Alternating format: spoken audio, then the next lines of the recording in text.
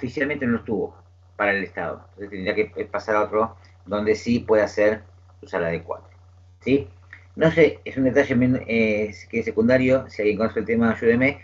Hasta hace un tiempo no era obligatorio jardín de infantes, era obligatorio a partir del primer grado, pero creo que hace unos años se puso como obligatorio salas de 4 y de 5. Independientemente de eso, entonces decíamos, las funciones del Estado, según una economía de mercado, de libre mercado, se limitan a salud, educación, seguridad y justicia, ¿sí? Esto se basa en la escuela, digamos, el referente más claro que es la escuela clásica, cuyo referente más importante aún es Adam Smith, que ya veremos en un minuto en qué contexto se dio y quiénes fueron los que continuaron con su punto de vista o lo potenciaron de alguna manera. En el otro extremo de los formatos de los sistemas económicos aparece una economía planificada. No es lo contrario. El Estado cumple un rol fundamental, ¿sí? Y por lo tanto, los factores de producción, esto que mencionamos de tierra, trabajo y capital, así como toda la producción de bienes y servicios, son propiedad del Estado. Por ende, no existe la propiedad privada, ¿sí? El referente más grande, el primero que empezó a hablar de este tema, y lo charlaremos aquí con todo lo dice demás, fue Carlos Marx. Después seguido por Engels y otros personajes más, otros pensadores más, economistas, que veían en ese formato una posibilidad. Y se quiere, la que más está funcionando últimamente, dado que casi ninguna están en pleno auge, es una economía mixta.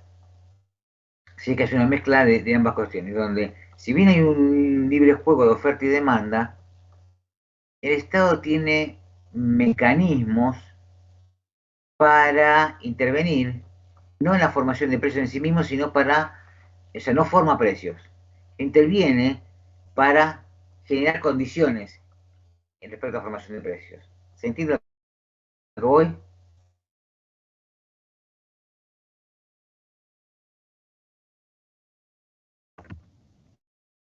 Señal que nadie me está escuchando. Hermoso. No, por mi parte no lo entendí, bro. Bien. Pues, si, le pido por favor a todos que si no entienden algo, pregunten. Porque yo, si sigo avanzando y nadie pregunta, doy por entendido. ¿Sí? Entonces, fantástico. Gracias, Juan, por decirme, entendí. Vamos de vuelta. Pero por favor, díganlo, si no, yo me quedo colgado. El Estado, decía, tiene en una economía mixta como la que se da hoy en la gran mayoría de los países, tiene instrumentos para no formar precios, sino para crear condiciones que influyan en los precios. Por ejemplo, la estrategia de precios controlados, de hacer precios cuidados. Por ejemplo, el fomento de determinadas exportaciones y el cierre de otras exportaciones, o buscar formas de evitar que se exporte un producto, porque si no eso sube la, el precio en el costo interno. ¿Sí? Es, Profe, sí, en el subsidio del transporte público cuenta también como una intervención del Estado. es una intervención del Estado, sí, porque está haciendo su instrumento para formación de precios, sobre todo que en ese contexto, el Estado en muchos tipos de transporte público no es el prestador, sino terceriza, son concesiones que da el Estado. ¿Sí? Los ferrocarriles están en su mayoría a poder del Estado. Pero, por ejemplo, el transporte terrestre de colectivos, no. Son empresas privadas que tienen, de alguna manera, tienen consideradas determinadas líneas. ¿Sí? ¿Qué significa recorridos? Y esas concesiones están dadas por el Estado Nacional, por el Estado Provincial o por los municipios. ¿Sí? Por eso, por ejemplo, las líneas de colectivos que van del 1 al 200, al 199, son todas nacionales. Y que por general son líneas interjurisdiccionales que pasan de Ciudad de Buenos Aires a provincia. Y como Ciudad de Buenos Aires es una ciudad autónoma y técnicamente sería casi como una especie de una provincia más, digamos que el controlador de eso va por el lado de la CNRT, la Comisión Nacional de Transporte, eh, que regula actividad entre provincias, entre comillas. Las líneas que van del 200 al 400, si no me equivoco, son provinciales. Pasan en diferentes municipios, pero siempre en la misma provincia. Por ejemplo, en la zona de San Justo y demás, el 205, fíjense que sale de Niñez, pero del lado de Ciudadela, ergo provincia, y recorre 3 de febrero, Ciudadela 3 de febrero, y La Matanza, por ejemplo, y digamos que eh, quien controla es la provincia de Buenos Aires, siempre el Estado controla. Y las 500, 600 son municipales, o sea, se mueven todas dentro de un mismo municipio, no pasan por otro municipio en general. ¿Sí? Entonces, sí, la pregunta que hacía recién, ¿quién es? Matías, sí, correcto.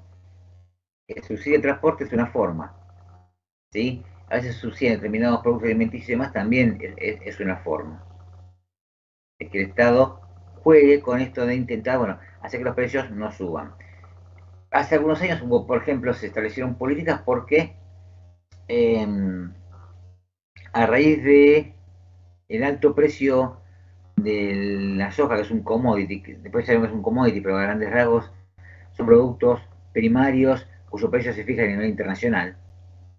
Entonces la soja, como tiene un alto precio, por ende, muchos sectores de campo se volcaron a la soja. En algún punto se había dicho que habían o faenado vientres de vacas, o directamente vacas que eran para leche, se fueron vendiendo y demás, o faenando, cosas que para reemplazar la actividad de Tantambera por la actividad de agropecuaria específicamente, agraria, mejor dicho, específicamente soja.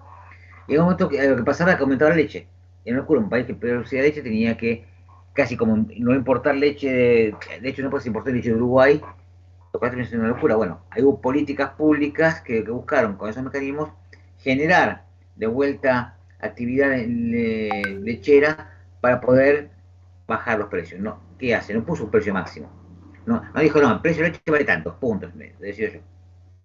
Sino intentó políticas para intervenir en eso y que el precio se regulara, ¿sí? Después discutimos si fue bueno o fue malo, cada cual se para donde quiera, pero esa es la estrategia. El Estado con ciertos mecanismos no forma el precio, pero genera eh, situaciones que permiten, si quieren, inferir en ello. Hablábamos recién entonces de las distintas escuelas y los tiempos. Vamos a ubicarnos en una primera etapa, ya a fines del siglo XVII, siglo XVIII, esto es 1600, el principio de 1700, los finales del feudalismo. ¿Se acuerdan ustedes que el feudalismo era, el concepto del feudalismo era, las naciones tenían grandes terratenientes que tenían un territorio propio, casi como un estado en sí mismo? Entonces, todos los súbditos, digamos, trabajaban para el señor feudal a cambio de tener terreno para pequeños cultivos propios, la seguridad también era una cuestión, y alimento, por supuesto. Después de, ya llegó 1948, promediando el siglo XVII, se da la paz de Westfalia, que en realidad es una serie de tratados que dan fin a varias guerras intestinas que había en Europa, entre los otomanos por un lado, no me acuerdo cómo se llaman en Alemania van a salir todos los países, las distintas comunidades que tiene España lo mismo, empieza a aparecer el concepto de soberanía y se empieza a crear los estados, ¿sí? Los estados-nación. Son los primeros, empiezan a aparecer, entonces cambian los conceptos de la formalización y a partir de ahí empiezan a aparecer, por ejemplo, los mercantilistas, como que se llaman mercantilistas, que aquellos que consideraban que el crecimiento de un Estado estaba en la acumulación de metales preciosos. ¿Sí? Empieza a aparecer ese concepto en paralelo, en algún momento, ahora el siglo XVIII, ya en 1700, fíjense una cuestión, empieza la época de expansión europea hacia las colonias, ya estaba descubierto América desde ya, pero cuando empiezan acá a crearse los virreinatos, por ejemplo, en América, en el caso, saben ustedes, el virreinato de Nueva España, el virreinato del Perú, ¿sí? El virreinato de Río de la Plata, Brasil hacia lo propio, y también, por supuesto, la ocupación de el África, ¿sí? No por nada, ¿cuál es la ciudad más importante del Virreinato de Río de la Plata?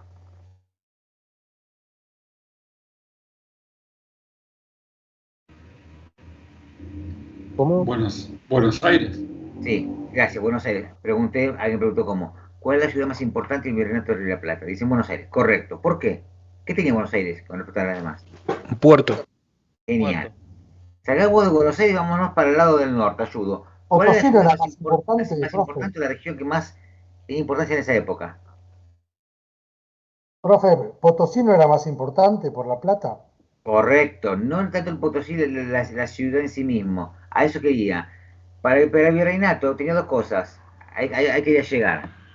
Potosí, por La Plata, lo que era el Alto Perú, o sea, Potosí es Bolivia, lo que es Bolivia era el Alto Perú que era parte del Virreinato de Río de la Plata. ¿Sí? Las cosas más importantes eran Potosí con crecimiento por la mina de plata, como decía, del Cerro Potosí, y Buenos Aires como puerto de salida para toda esa mercadería. Por ende, la ciudad más también, la ciudad importante que estaba en ese interín por un tema quizás de tráfico, era por ejemplo Salta, la propia Tucumán. Que Independencia ya se declaró en Tucumán no fue antojadizo, tenía que ver con esa cuestión. Coincido con que Potosí era el lugar más, fíjese cómo estamos hablando de acumulación de metales.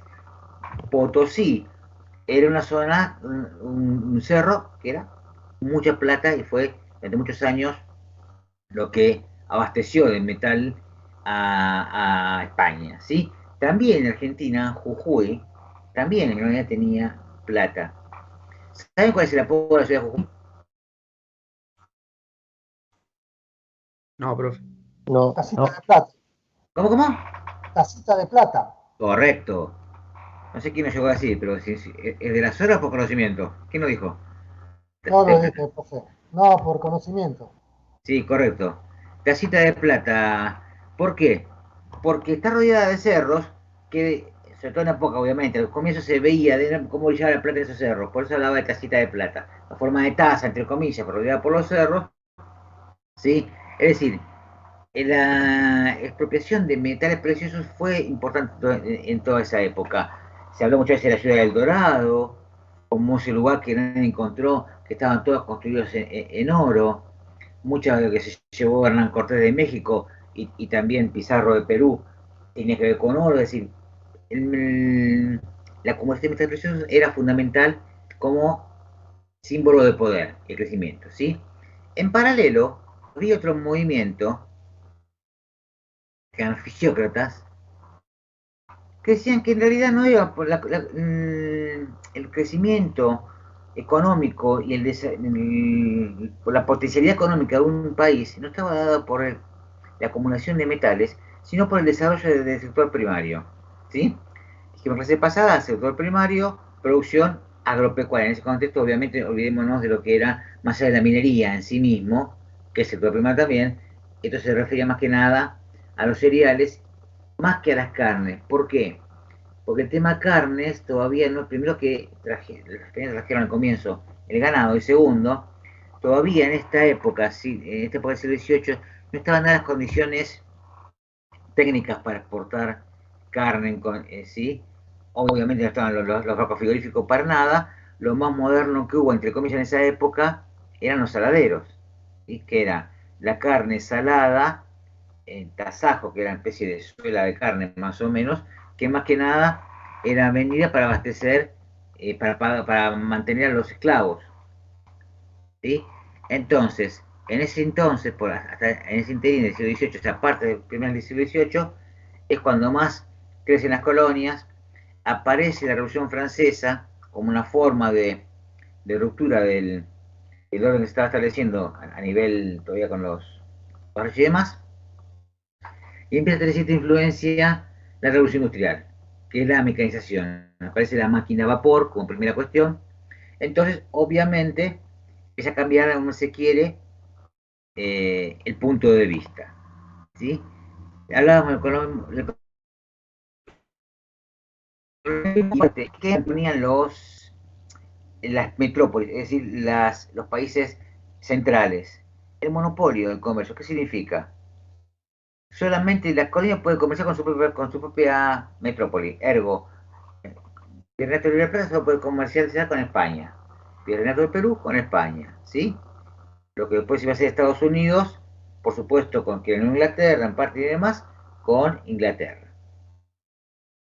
Acá pasan dos cosas. Por un lado empieza a aparecer los problemas entre metrópolis. De hecho, las invasiones inglesas buscaron eso, buscaron romper el monopolio con la metrópoli y generar e intentar tomar las colonias del Río de la Plata como para, bueno, si no podemos comercializar con ellos, nos quedamos directamente con la colonia y se acabó el problema. ¿Sí? Y empiezan a aparecer los momentos independentistas de los países, las independencias. Estados Unidos en su momento, el Río de la Plata, la separación del Río de la Plata en varios sectores por diferentes motivos, el Perú. Es decir, por ejemplo, la Revolución de Mayo, en 1810, saben ustedes que participaron del cónclave de los vecinos. ¿A quiénes eran los vecinos en su momento en la ciudad? ¿Qué se considera un vecino? ¿Se acuerdan? Esta es historia de cuarto grado de primaria. No eran todos los habitantes de la ciudad. El considerado vecino era el propietario, el comerciante, y no de repente la persona que no tenía, digamos, bienes. Entonces, eran las personas más acomodadas. Y eran más perjudicados, porque si ellos no podían comercializar, vender sus productos, si no era con España, España les fijaba el precio y les perjudicaba. Por eso, los comerciantes, se acordarán ustedes, por ejemplo, que las reuniones previas a la Revolución de Mayo se daban en la Caballería de Vieites, ¿sí? Los Vieites eran unas familias, como muchas que después fueron famosas en Argentina, eh, más aristocráticas o con más poder económico de la ciudad de Buenos Aires en ese momento, que era una aldea grande, ¿sí? La gran aldea, alguien dijo alguna vez. Eh, Fueron los primeros que empezaron a hacer los movimientos independentistas como forma de decir, no, paremos, queremos comercializar con alguien más, o comerciar con alguien más que no sea la metrópoli, ¿sí? En este Profe, contexto empieza a aparecer, a partir del pensamiento de los mercantilistas y los fisiócratas, el concepto de la economía clásica. Adam Smith con el mercado, que ya desarrollaremos dentro de un ratito. Empieza a aparecer David Ricardo, que es contemporáneo a Adam Smith, pero dice, bueno, el factor trabajo, ¿qué pasa en todo esto? ¿Qué hace? ¿Cómo influye? No solamente su oferta y demanda, el trabajo tiene algo que ver en toda esta historieta. Y aparece un personaje que es Malthus, que también lo veremos, que era el más disruptivo y el más polémico, que era ni siquiera el más pesimista de la época, que hablaba de hambrunas, hablaba de las guerras como algo beneficioso. Ya lo charlaremos al respecto. ¿Sí? Entonces tenemos ya en el momento del fin de las colonias, empiezan las periodos independentistas, el pensamiento clásico. Ya el siglo XIX empiezan, cada vez hay más países independientes, pocas colonias quedan dependientes de Europa, sobre todo Asia y África fueron los últimos en independizarse.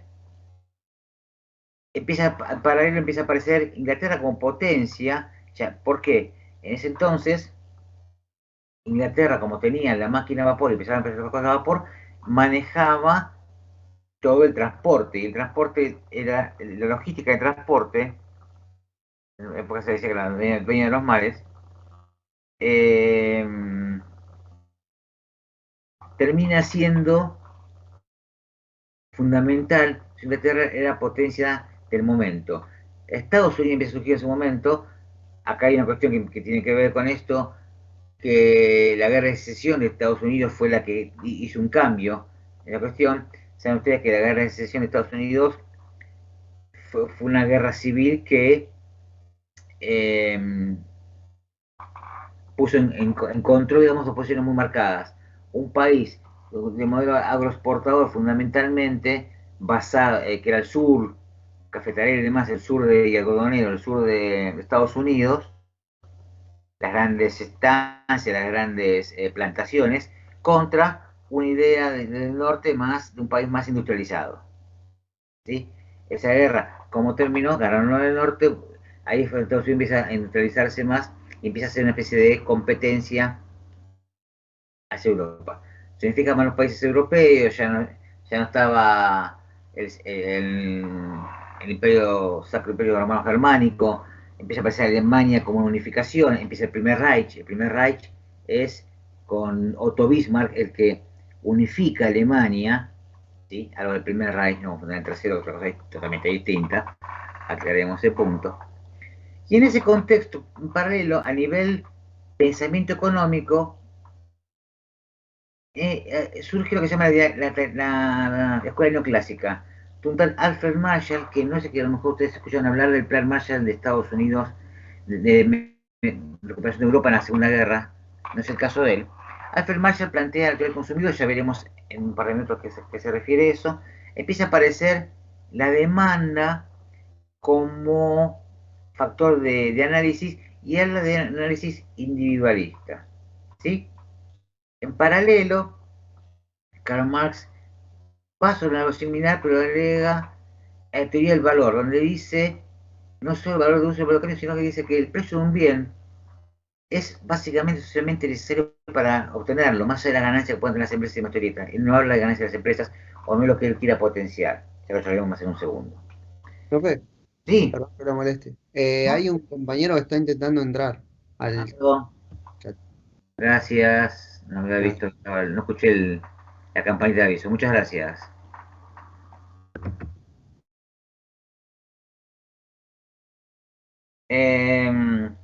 Ya siglo XIX y principio del siglo XX, Europa se está industrializando mucho más fuerte, Norteamérica también, y empieza aquello que se deben llamar División Internacional del Trabajo, ¿sí? Donde teóricamente se planteaba cuál era el rol de cada región o de cada país en la economía mundial. En ese contexto, América Latina le tocaba el rol de proveedor de materias primas. Al exportador, mandamos materias primas y se importa todo lo que es, la idea es que se importe lo que sea producto industrializado. A cada cual le tocaba ese rol, ¿sí? No charlaremos mucho en eso. En ese momento se dio cierto auge de la agricultura en América Latina, sobre todo en Argentina, que llevó, bueno, a que un sector tuviera un muy buen pasar y otro no tanto en esa cuestión. Las guerras mundiales, junto con el crash del 29, vienen a romper un poco todo esto, ¿sí? Ya lo veremos, pero en ese contexto de las guerras mundiales, sobre todo en el periodo entre guerras, aparece en escena Keynes, que plantea como problemática con cuestiones derivadas de las guerras mundiales y plantea que el Estado debe tener algún rol benefactor y dinamizador de la economía. ¿Sí? Esto es a modo de resumen, ahora vamos a meternos en cada una de estas escuelas para puntualizarlas un poquito más. ¿Hasta acá va claro? Sí, Profe. Sí. sí. Sí. Bien. Volvemos hacia atrás en el almanaque. Y los preclásicos, estábamos hablando ya de 17 y 18, ¿sí? Las marquetitas y demás, que planteaban dos cosas. Que las exportaciones traen riqueza a la nación. Primer punto. ¿Y qué un déficit comercial? ¿Qué significa? Cuando es más lo que sale de dinero o de valores, esa forma de dinero como tal, cuando es más lo que sale de valor que lo que entra, se llama déficit, perjudicial. ¿Sí? ¿Por qué? Porque si hay menos ingresos de divisas, se llaman divisas en cualquiera de sus formatos, se llama de lo que entran, hay menos divisas para utilizar en puertas adentro, por ende hay menos demanda interna. Si hay menos demanda interna, si nadie consume, hay menos producción. Por lo tanto, la producción se ve afectada. ¿Sí? Y dice, las importaciones son una forma de gasto que no genera renta nacional, no genera mejora. ¿Por qué? Porque esto es producción foránea, es decir, si importamos un zapato hecho, todo el costo de producción y el valor agregado y demás fue hecho en el exterior.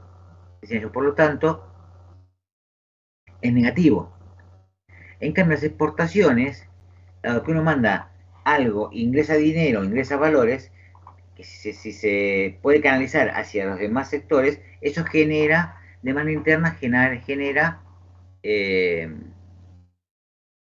consumo, por lo tanto. ¿Sí?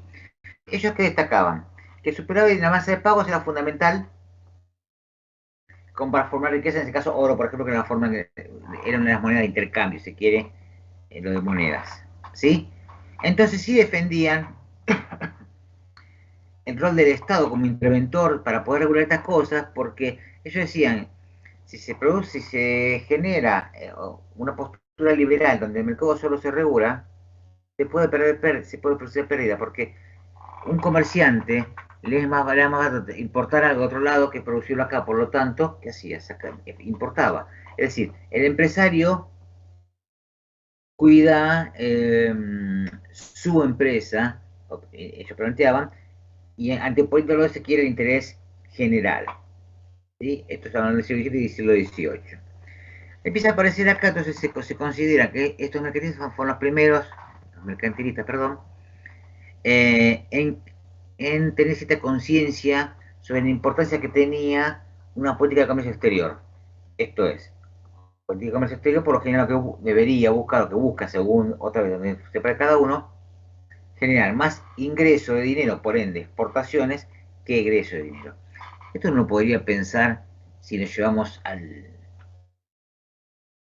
rol familiar, si se quiere, de una casa.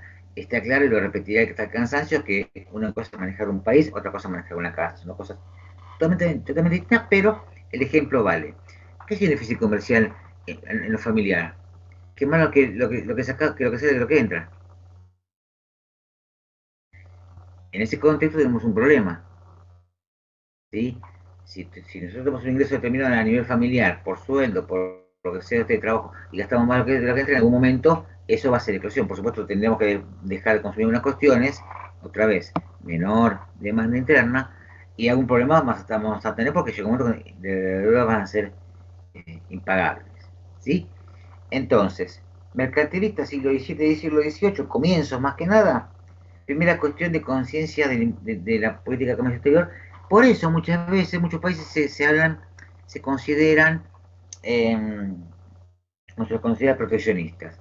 Porque, a ver, a veces el libre mercado, hay países que lo plantean hacia afuera, pero hacia adentro son proteccionistas. Es decir, cuando Inglaterra, a través de la industrialización, tenía exceso de maquinaria, exceso de producción, tenía que buscar mercado para colocar sus propias producciones. Pero ojo, hacia adentro se produce, nadie importe, se produzca todo en Inglaterra. Nadie importe mercadería industrializada, por supuesto, sí, materia prima, que no tenían. ¿Sí? Ahora, hacia afuera somos todos, son todos, digamos, librecambistas, mejor dicho, son todos eh, no intervencionistas, ¿sí? Lo han hecho todos los países. Estados Unidos lo mismo. Estados Unidos siempre lo hace y es parte de su está correcto. Es muy fácil, ellos exportan así, al querer importar algo te meten más atrás otra cosa. E importan lo que no tienen, generalmente. Y si lo tienen, protege mucho sus propios eh, ciudadanos hasta por un tema de conveniencia. Muchas de las actividades agropecuarias, por ejemplo, productivas de Estados Unidos, están subsidiadas por el Estado, porque no son rentables en sí mismas. Pero ¿qué pasa? Prefieren, el gobierno de Estados Unidos tradicionalmente prefiere subsidiar a los productores de determinada fruta, verdura o mercadería primaria que está en el medio oeste o en el oeste, prefiere subsidiarlo y que se mantenga en ese lugar, hasta por cuestiones estratégicas, que esa gente se vea obligada a venir a la ciudad. Porque si se vienen a las ciudades, hay que darle fuente de trabajo, educación, salud, vivienda y demás. Es más fácil mantenerlo en su lugar, que es más práctico, digamos, y además una cuestión de ocupación de territorio. ¿Sí? Eso fue siempre así. Hablamos también en ese entonces de los fisiócratas como en paralelo a esa época, y que es el fundador de este movimiento, o por lo menos el principal representante fue Krasny, que él hablaba de el trabajo también, y empieza a aparecer, es decir, que el derecho del hombre por naturaleza es disfrutar del resultado del trabajo, ¿sí? Disfrutar del resultado de su trabajo sin que eso afecte a los demás. Ahora bien, él dice, el gobierno solo tiene que ocuparse de lo mínimo indispensable, que es proteger la vida y la propiedad y mantener la libertad de contratación. Fíjese cómo se quiere, de una manera, estas cosas, sin querer, apuntan siempre a los sectores más favorecidos, es decir, proteger la propiedad, la persona no tiene propiedad y alquila o vive en una casa prestada o algo, en esta época era complicado, ¿sí? Libertad de contratación, esto también favorece el contratar, pero también el dejar de contratar, de alguna manera, ¿sí? El concepto fundamental, la idea, una frase típica que quedó es laissez-faire, el dejar hacer, ¿sí? Y era lo que planteaban, entonces, ¿cuál es el laissez-faire? Dejar hacer. Libertad de actividad mercantil libre, tanto interior como exteriormente, es decir, no ser proteccionismo. Por eso ellos rechazaban lo que consideraban excesos de los mercantilistas, en esto que planteaban este proteccionismo eh, vinculado a evitar por lo pronto o minimizar las importaciones, ¿sí?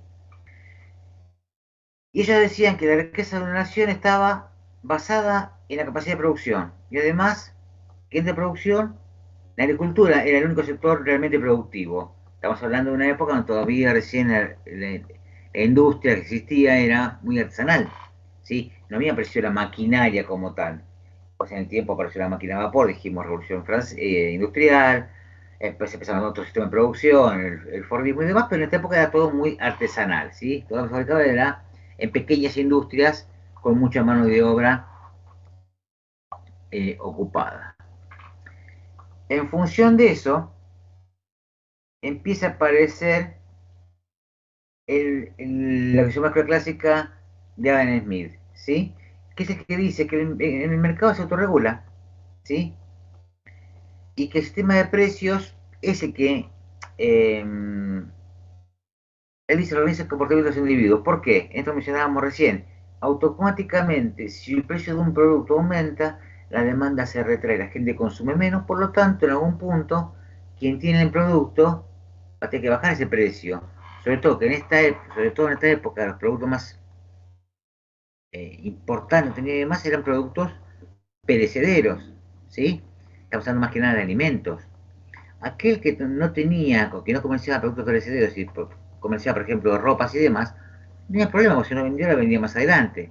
Tengamos en cuenta que en esa época los cambios, de comillas, de moda, por ejemplo, no eran tan habituales y no eran tan rápidos como son ahora. Es decir, ahora de un año para otro, una empresa que no vendió un determinado productos, ya el año que viene pasaron de moda. Tiene que modificarlo, descoserlo, cortarlo, hacer otra cosa nueva porque ya no se venden. En esa época lo mismo no. Por supuesto venían, por ejemplo, las clases más acomodadas de Buenos Aires con ropa traída de París y demás, pero entre el medio de transporte y viaje y demás, era ropa que se había puesto en moda el año anterior, por ejemplo, ¿sí? Entonces, decía Adam Smith y sus seguidores que el mercado se autorregula en ese contexto, en eso del ir y venir entre oferta y demanda, sobre todo de los precios. Y también decía que el factor fundamental para el crecimiento económico era la especialización del obrero, ¿sí? Es decir, evitar que un obrero tenga varios trabajos distintos, entonces ese trabajo esa rotación de una clase a otra, de un lugar a otra, hacía que el obrero perdiera, digamos,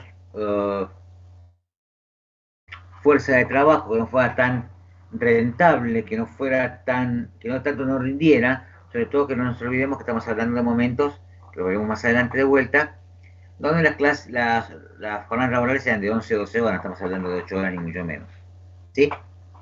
Entonces, decía, la especialización del obrero más el uso de maquinaria incipiente puede llegar a ser un factor fundamental de crecimiento económico. Esto después lo tomó y multiplicó Ford cuando hizo la línea de producción donde no se traslada al obrero, sino que el producto va circulando por una especie de cinta y cada obrero hace su trabajo en su propio lugar. ¿Sí? Y habla de actividad de acumulación, donde dice que es favorable o es positivo que el empresario acumule excedentes de dinero, es decir, ganancias. ¿Por qué? Porque dice que con eso va a reinvertir en mayor maquinaria, en mayor fuente de trabajo y por ende va a generar más puestos de trabajo, por ende va a generar mayor productividad. ¿Sí? Esto es el efecto de derrame que en algún momento se dijo. ¿Sí? Entonces, él dice que en la acumulación de beneficios por parte del empresario está el motor y está lo positivo que pone en movimiento toda la sociedad, ¿sí? Empresarios con buen poder, con buenos beneficios generan fuente de trabajo, por ende mejora la sociedad. Ese es el punto de vista que plantea Adam. Siguiendo sus ideas, aparece David Ricardo, donde plantea unas cuestiones que sí estamos de acuerdo. Ahora, cuando hablamos de renta, ¿a qué nos referimos con renta económica? Y empieza a aparecer algunos conceptos que ya vimos y que revelaremos más adelante, cuando habla del concepto de renta económica, ¿sí? Y dice, la renta de la tierra tiene mucho, es muy influida o condicionada por la calidad, ¿sí?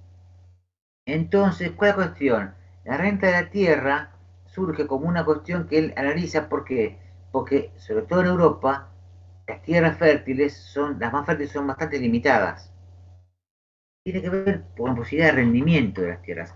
Más allá que hoy por hoy la tecnología permite transformar, si quiere, un desierto en un vergel, como sucedió en parte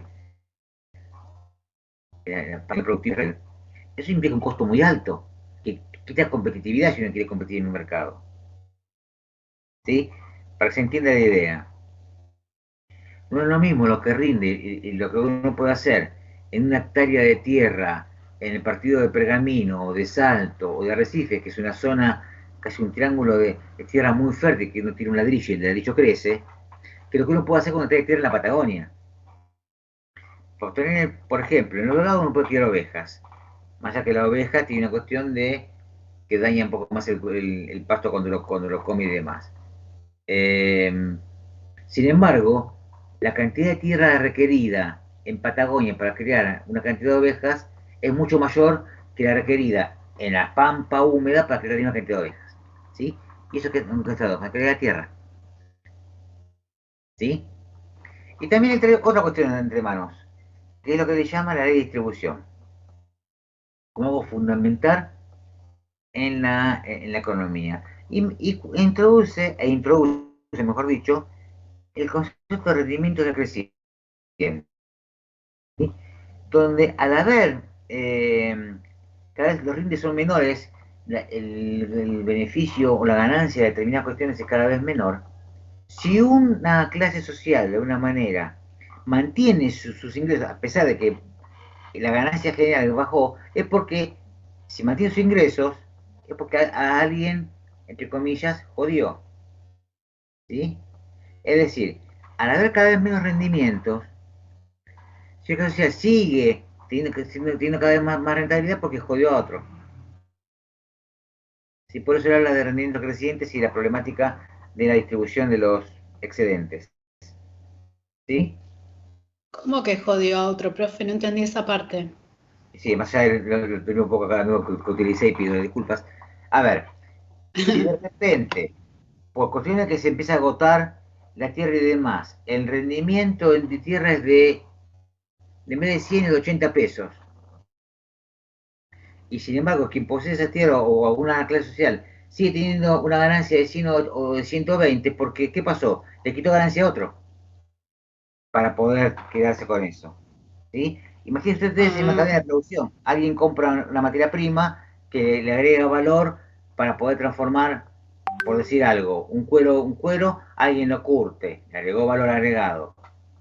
Agregado en cuero curtido. Alguien compra ese cuero curtido para hacer un zapato, valor agregado. ¿Sí?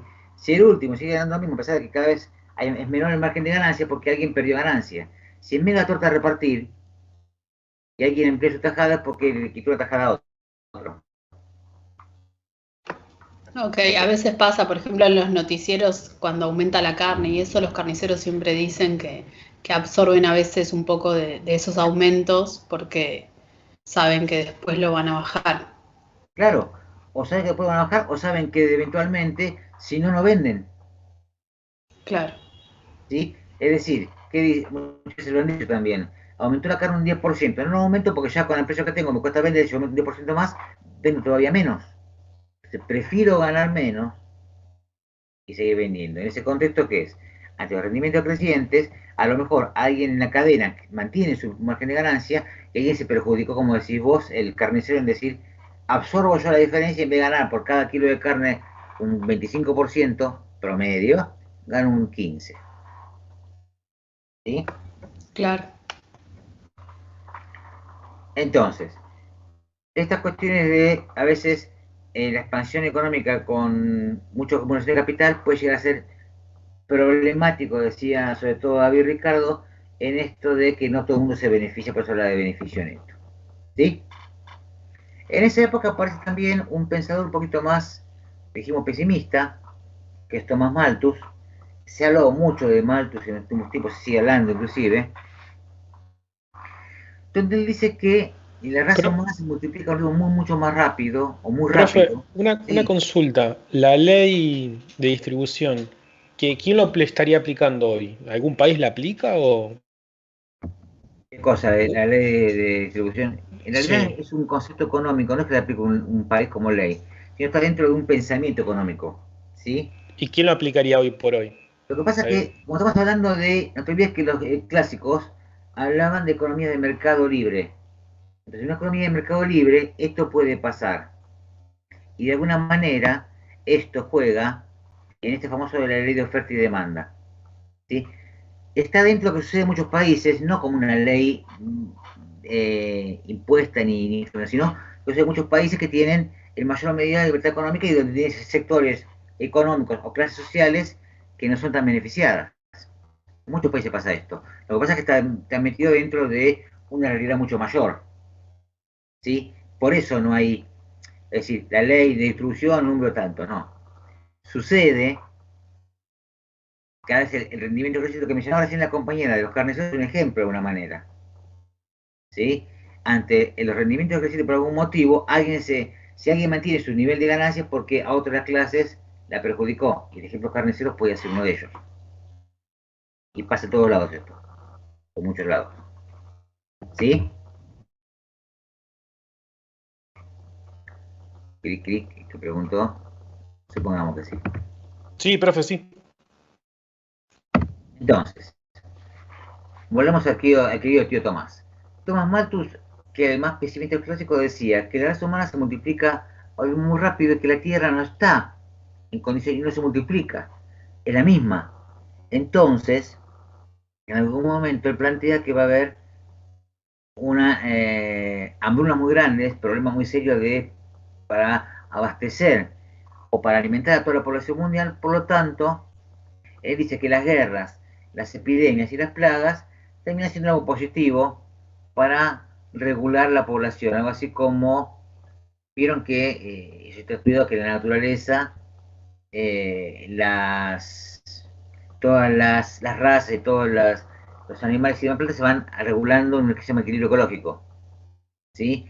Y que siempre hay algo que hace que una raza o un tipo de animal regule a otros. Y cuando se rompe esa cadena, no se llaman los problemas. ¿Sí? Entonces él dice que de alguna manera las guerras, las epidemias y las plagas son la forma de regular la cantidad de población. Voy al ejemplo de los animales se entienda. En la Patagonia, un animal que es típico de la zona y es silvestre es el guanaco. ¿Sí? El guanaco siempre vivió en la Patagonia en un equilibrio, ¿por qué? Porque el guanaco tenía su depredador, era aquel que digamos que mataba guanaco para consumirlo, ¿sí? Que era el puma. En las estancias patagónicas el puma, como además de comer guanaco también comía ovejas, se los combatió mucho. No se los terminó ni mucho menos, pero o sea, digamos que está mucho más recostado, mucho más refugiado en la cordillera. Entonces, toda la estepa patagónica del medio, al puma, ¿qué pasa? El guanaco se reproduce en forma descontrolada. Termina siendo una plaga hoy en día, el guanaco, por lo menos para la actividad humana. Sí, es un peligro, uno va por la ruta, sobre todo la 3, que la típica va para el sur, pega a la costa, y hay manadas de guanacos, pero en cantidades terribles, y son un peligro porque se cruzan con una ruta y uno tiene que andar esquivando guanacos como si fuera un videojuego, entre comillas. Entre comillas, pues si llegas a agarrar un guanaco, aparte que por supuesto por el animal lo lastimas o lo matas, el accidente no es nada simpático. Entonces, ¿A qué va Malthus con esto? Él decía que las guerras y las epidemias son necesarias. Y por eso digo, ¿por qué volvió a Malthus? Porque cuando apareció la pandemia que nos está ocupando en estos años, hubo una gente que pensaron en esto de Malthus, que era una forma, digamos, para regular la cantidad de población. Por supuesto,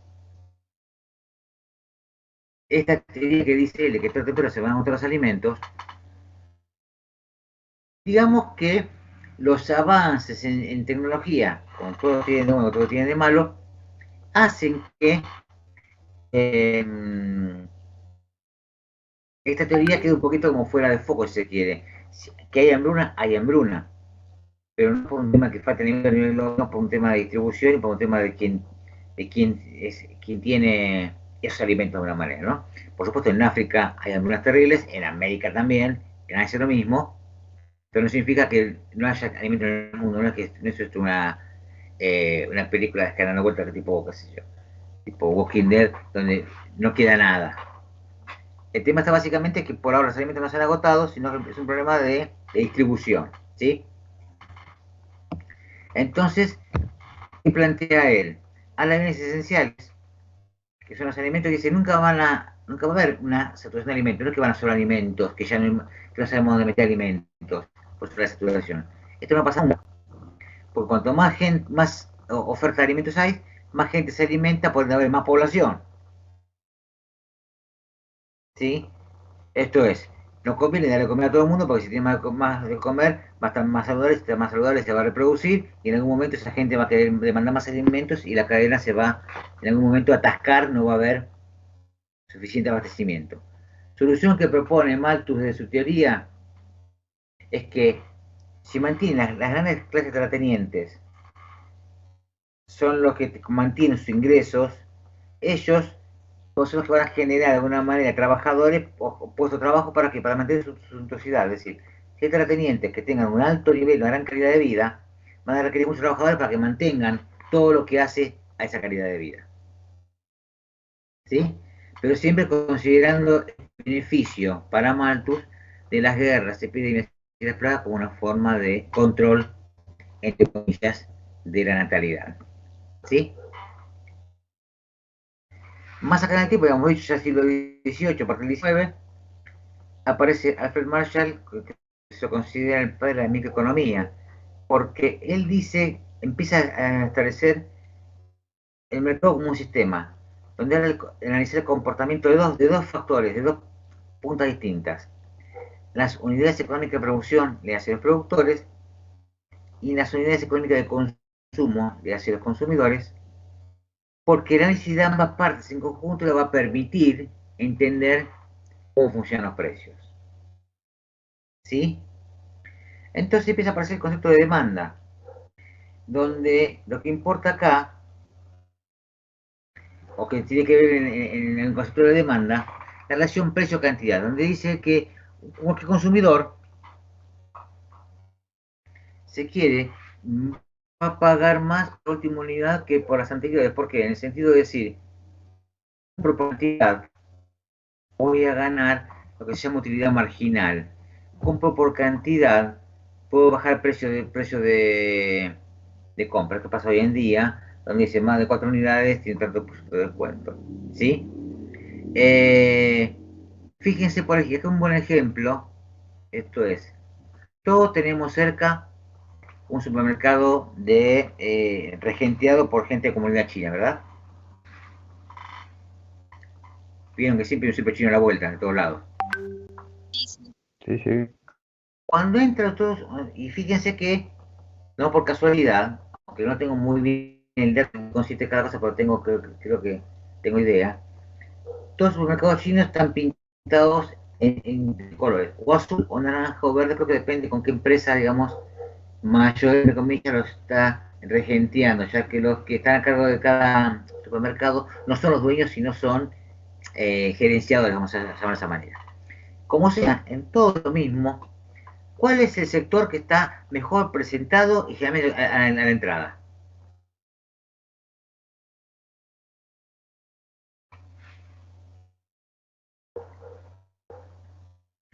¿Qué sector del supermercado chino es el mejor presentado, más puesto con estanterías de madera, lustre y demás, y está generalmente al comienzo de cuando uno ingresa.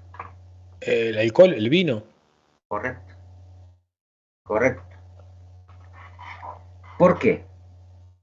Vamos más a los mitos que se han armado. Yo digo mitos porque no tengo certeza que sea así. Fíjense ustedes que además ese producto, más allá de estar muy impuesto, muy presentado, etcétera, suele ser más económico en otros lugares. Suele ser más económico. ¿Sí? Y sobre esto hay distintos rumores. Es un rumor que para mí lo pusieron en la competencia, no sé, no tengo forma de comprobarlo porque sería muy loco. Dice que es mercadería robada. Tengo mi duda porque si hubiera tanta cantidad de mercadería robada se habría saltado las distribuidoras de vino, las bodegas y demás, con lo cual eso se lo notado hacía rato. Y otro punto de vista es esto de el precio-cantidad, donde ellos trabajan por corporación, por agrupación. De hecho hay una asociación de supermercados de origen chino, compran por cantidad, es decir, no van y le dicen a Michel Torino, tráeme 10 cajas del vino tal, tiene un Sería camión de ese vino. formadores de precio, digamos.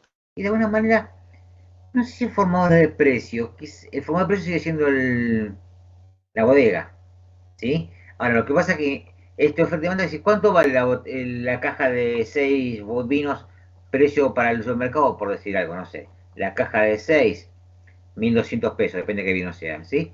Bueno, no quiero 10 cajas, quiero un camión, que son 500 cajas. Ahí baja el precio. Por supuesto, el precio va a bajar hasta donde el bodeguero quiera bajarlo. Por eso digo, no son forma de precio, pero sí influye bastante en la oferta y la demanda. Y en ese contexto, jugando con lo que dice Marshall, ¿qué le pasa a quien ofrece al bodeguero? Cuanto más producto vende uno solo, en esa época él habla de cuanto más producto fabrica, más pierde marginalidad, cuando en rigor de verdad, por la cantidad de producción, el margen de ganancia baja, sobre todo cuando se vende, de ese lugar plantea. ¿Sí? Hablando del tema del sistema de mercado de oferta y demanda. Cuanto más me compran y menos ganancia tengo, pero aseguro ventas. ¿Sí? También plantea Marshall lo que se llama teoría de la producción. ¿Cuál es el objetivo de Profesor, cualquier? Sí, sí, quería hacer un comentario. Vio que al principio tocamos el tema de regular los precios o precios cuidados. sí, Este, cuando se implementa eso, lo que hacen los proveedores es venderle a los supermercados chinos o, o venderle a los supermercados de máximo consumo y no a los otros supermercados porque están regulados esos precios. Entonces, lo que generan es que los precios de los precios cuidados de los productos no se abastezcan, no se repongan. sí, lo que vos decís es cierto, lo veremos más adelante en la cursada, pero vale tu comentario, porque uno de los problemas que tiene cuando los controles de precios son un poco largos, que genera eso, desabastecimiento, mercado negro, ¿sí? Ese es el problema que tienen cuando se extiende demasiado en el tiempo una política de precios, de control de precios. Lo que vos decís es cierto, y vale el comentario, lo recordaremos, lo más adelante cuando hablemos en profundidad sobre los sistemas. Y lo que vos decís es cierto, cuando empezó el tema de los precios cuidados, me acuerdo en un momento dado, no había llegado por ningún lado, y más de una vez hicieron la Secretaría de Comercio, que era la que hacía los controles, hizo casi, no allanamientos, pero inspecciones en los mercados, y decían, no hay, no entrega, no entrega, no entrega, no entrega, ponen el cartelito afuera, iban al depósito y había palets y palets de mercadería que tenían engordado, no se vencía, esperando que se pasara el periodo de precio máximo. Sí, claro. ¿Sí? Entonces, y esto viene con esto que planteamos ahora. La teoría de producción, ¿qué dicen? Que el objetivo de cualquier empresario, el supermercado lo son, es lograr la mayor cantidad de lucro posible. ¿Sí? Entonces, a la hora de llegar a un producto igual, va a buscar la forma de bajar los costos de ese producto. ¿Sí? Entonces, por eso dice que va a elegir la combinación de factores de producción. Acuérdense que hablamos de tierra, de hace materias primas, trabajo, de hace personal y sueldos, y capital, de hace maquinaria. De esas tres cosas va a elegir la combinación que mejor le sirva dentro de la posibilidad que tiene para maximizar su lucro, ¿sí? Su beneficio, de alguna manera. Estamos hablando siempre de ya 1800 y pico, casi 1900, y ya aparecía esto de empezar a buscar la forma de maximizar los ingresos. Que de alguna manera, cuando uno empieza a intentar acá a la combinación de materias primas, trabajo y capital, tiene que ver con un montón de factores. El que más conocemos, porque es el que más se habla y demás, por ejemplo, es cuando se trabaja sobre minimizar o bajar los costos del factor que se denomina mano de obra. Ahora que está volviendo a salir a la luz, por ejemplo, en el caso argentino, el tema de la flexibilización laboral y demás, es eso, minimizar los costos laborales, de alguna manera. También, pero no se ve tanto, seguramente las empresas buscan la forma de bajar sus costos de maquinaria, compran maquinaria a veces, por ejemplo, importada, si es más barata de la nacional, o al revés, o de menor calidad, y lo mismo con las materias primas. Esto viene ya en 1800 y pico, ¿sí? Entonces comenta Marshall que la economía de escala es una forma de, eh, de mejorar la situación. ¿Por qué? Porque él decía que pocos productores pueden producir en gran cantidad y más barato que lo que producen pequeños productores. Por esto de comprar insumos en cantidad, mayor mecanización, mano de obra capacitada o entrenada o tecnificada, entonces de repente puede producir más. Entonces, él decía, eso va a mejorar las condiciones, pero difícilmente afecte tanto para que sea la competitividad. Cuando el rigor de verdad, con el venir del tiempo, sí se había afectado cuando empezaron a aparecer las empresas como monopólicas de alguna manera que afectaban la competitividad y generaban dificultades a otras empresas para poder recorrer y estar en el mismo rubro. ¿Sí? Digamos que quien tenía el monopolio de una empresa, productora sobre todo, se hacía difícil que otros llegaran a poder compartir con él. Entonces la escuela neoclásica apareció Marx como en ese momento el más disruptivo, el más que iba por el lado contrario, que se basó en la historia, ¿sí? Y él decía que desde siempre, en todo lo social, la estuvo dada en el intercambio de productos y de servicios. ¿Sí? Producción e intercambio de productos, básicamente. ¿Sí? Entonces, él decía que en cualquier social, de los romanos, inclusive para acá que hizo lo mismo, la división de clases, en cualquier grupo social, en realidad, en cualquier cultura, la división de clases estaba dada por lo que se produce, por cómo se produce eso y cómo se intercambian esos productos. Eso generaba divisiones, ¿sí?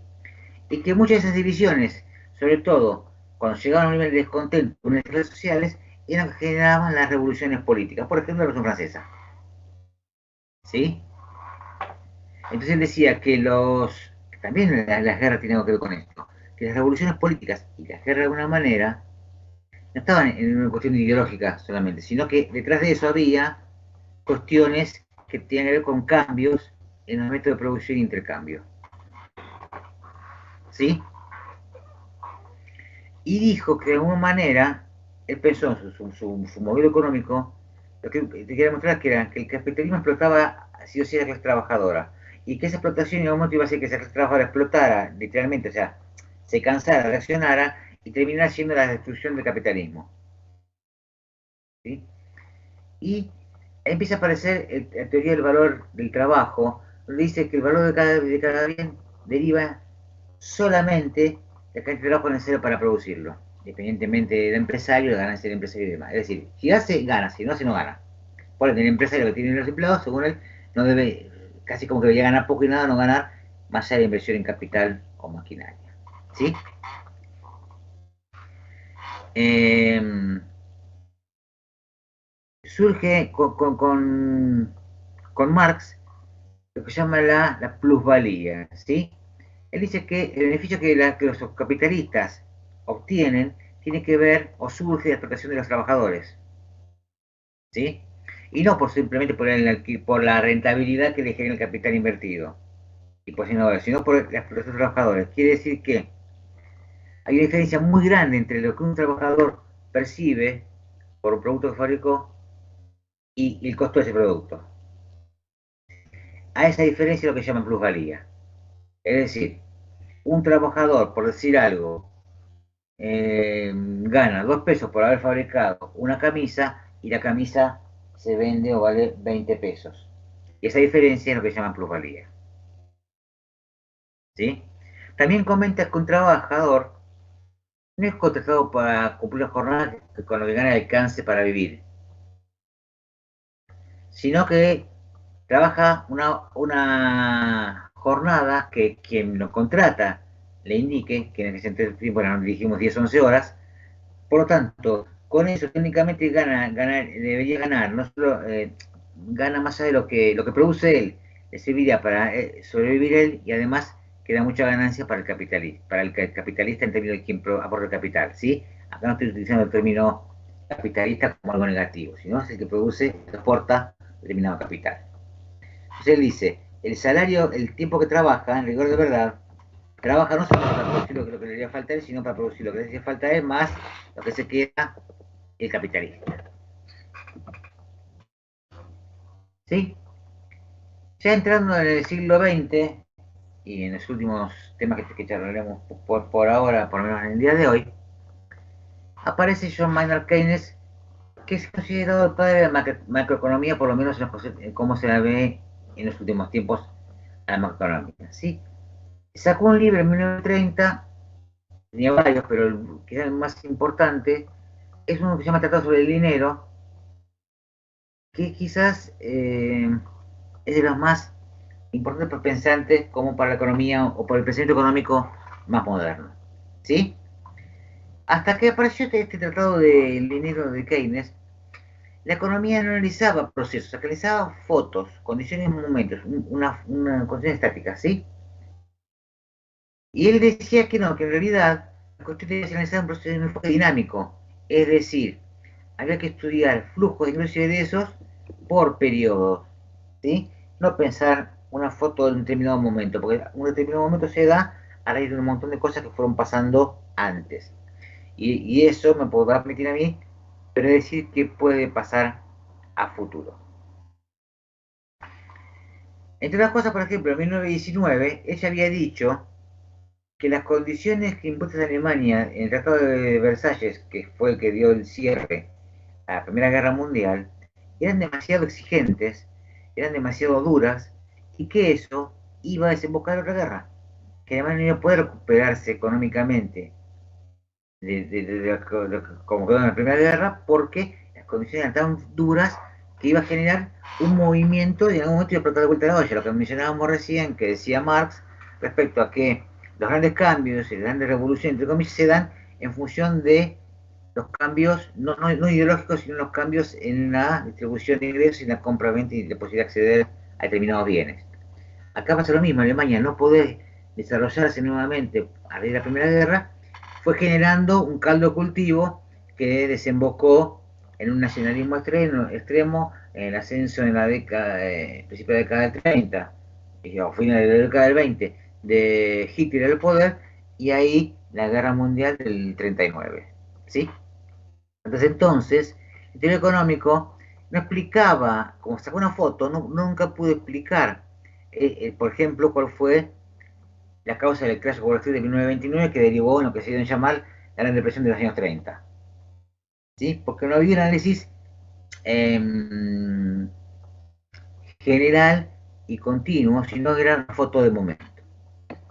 Siguiendo con Keynes, él decía que no era tan así como se pensaba, que el libre mercado solito generaría empleo, sino que uno debe conseguir trabajo siempre y cuando flexibilizara sus demandas, es decir, entre comillas, bajar sus exigencias laborales. Era la condición para que uno pudiera. No es que el mercado laboral se abastecía de por sí y uno consigue trabajo, sino que las flexibilizaciones laborales en cuanto a las demandas de los asalariados era lo que permitía que en algún momento consiguiera trabajo.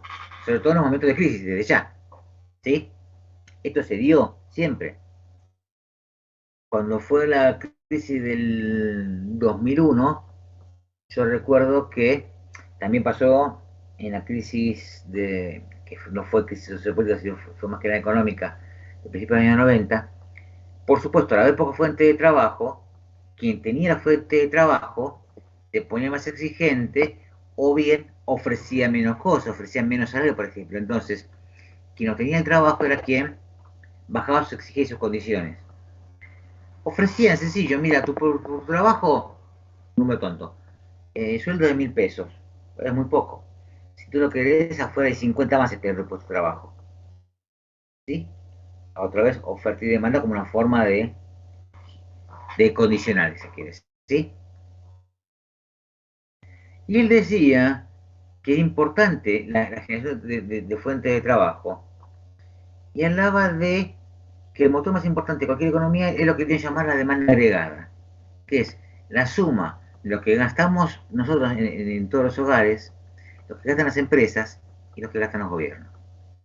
Ahora, ¿qué pasa? Si en los hogares no hay gasto porque no hay fuente de trabajo, no hay lo suficiente, esta demanda agregada empieza a mermar. ¿Sí? Nos gira la rueda económica, por eso hablamos de motor. ¿Sí? Él decía que el libre mercado no tiene mecanismos de ese equilibrio que permiten el empleo, sino, digamos, el producto lo consume quien lo puede consumir y si a lo sumo puede pasar que si quien ofrece la oferta, el productor tiene espalda, lo va a guardar hasta determinado momento que se mejoran las condiciones. ¿Sí?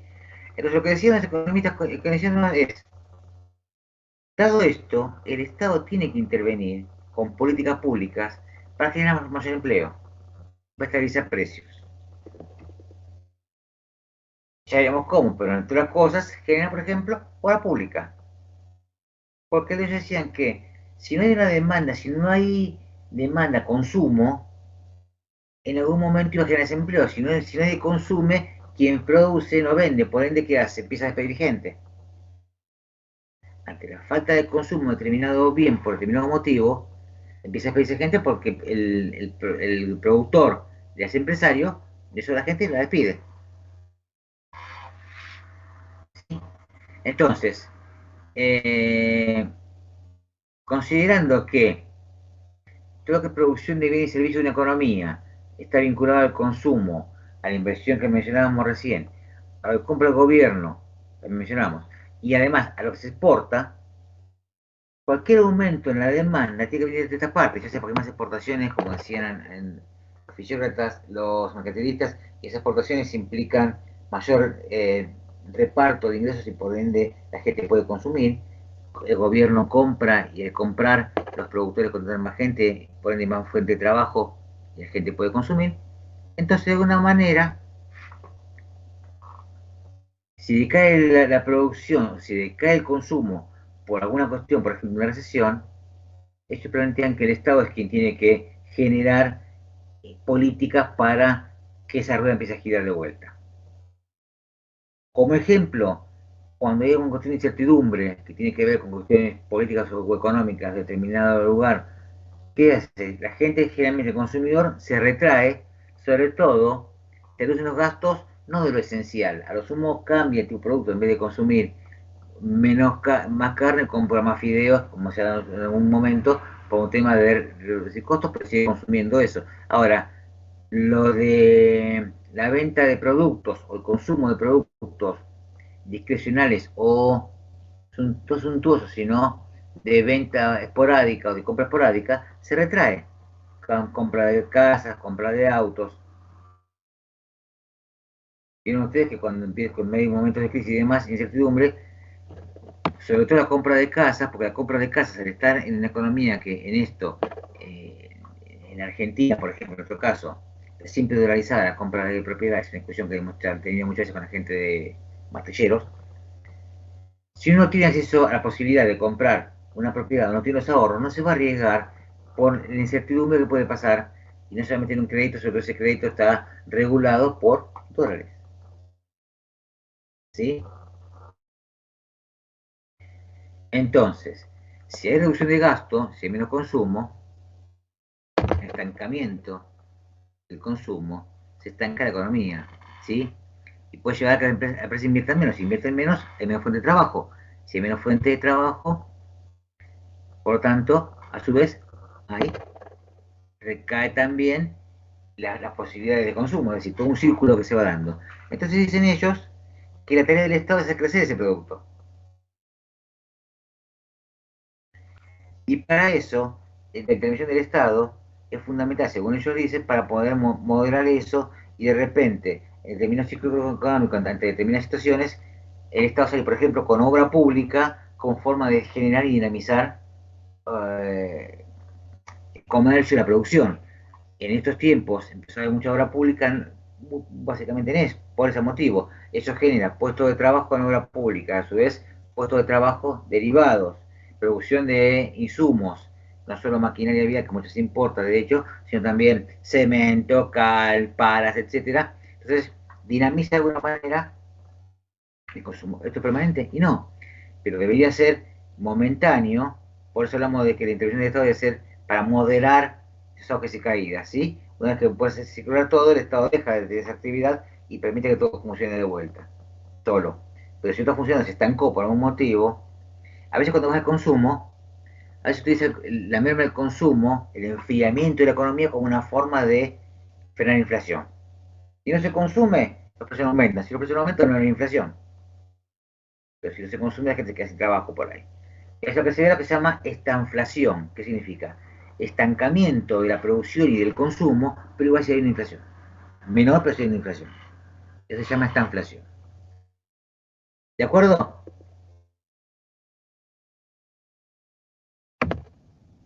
Ok. Sí, profe. Ahí vuelven todos corriendo a estar comiendo algo, activa el micrófono. Sí, sí, profe, bien. ¿Dudas, preguntas, inquietudes?